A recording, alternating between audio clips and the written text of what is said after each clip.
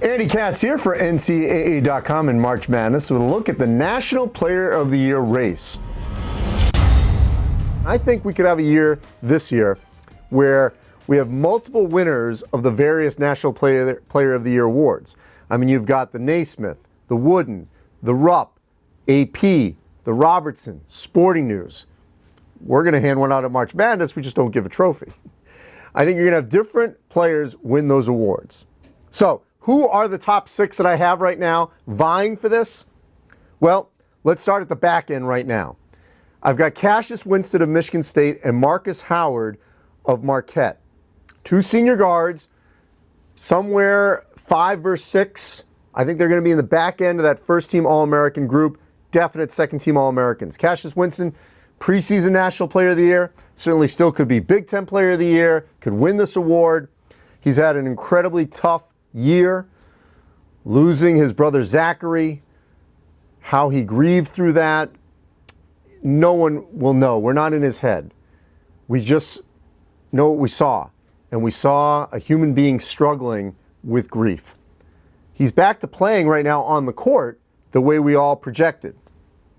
18 points a game. He's leading Michigan State to the top of the Big Ten. If they win the Big Ten regular season title, tournament title, Cassius Winston will be right there for National Player of the Year. Marcus Howard, he's averaging 28 points a game. Marquette right now, I think, is an NCAA tournament team. Can they win the Big East? Probably not. Would that hurt them for winning the National Player of the Year award? Possibly. So I would say Marcus Howard might be the odd man out of this group of 6, but he's had a phenomenal senior season. Moving up. And this is where it gets very interesting. Obi Toppin from Dayton, averaging 19 points and 7 boards. He's the reason Dayton is a potential Final Four team. He has been phenomenal. He's going to be a top 10 lottery pick, but that's not about winning the award here. But he is the reason that Dayton lost at the buzzer to Colorado and Chicago, lost in overtime to Kansas. He's the reason Dayton has a chance to get to the Final Four. Peyton Pritchard from Oregon.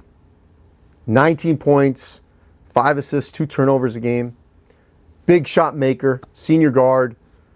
Wins the Arizona game at home. Wins the Washington game on the road. He's basically got a whole new team, and Oregon's got a great shot to win the Pac-12 regular season title.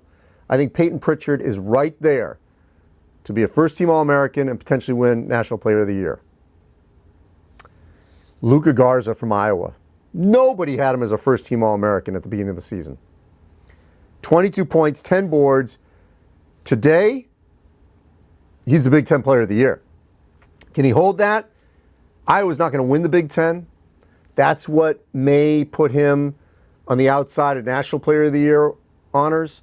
But he might win one of them. If he keeps this up and Iowa gets in the tournament, which I think they will, he's had an outstanding season. Now, right now, my choice for National Player of the Year in mid to late January, Myles Powell from Seton Hall. 22 points a game. He's become an outstanding leader for the Pirates. As I'm taping this, they're undefeated in the Big East. He didn't play in a couple games because he was hurt. He had concussion symptoms. He had an ankle injury. Didn't play when they beat Maryland. But he also had big games in losses that were right down at the end. Michigan State at home, Oregon in the battle for Atlantis. He's a winner. He's a leader. And Seton Hall has a chance to win the national championship. And it's because of Myles Powell. Sandro Mamu has been out, and yet Myles Powell continues to lead this team, is the anchor. Kevin Willard can count on him. I think right now he's a lock for first-team All-American, and he looks like he's the favorite at this juncture to win National Player of the Year.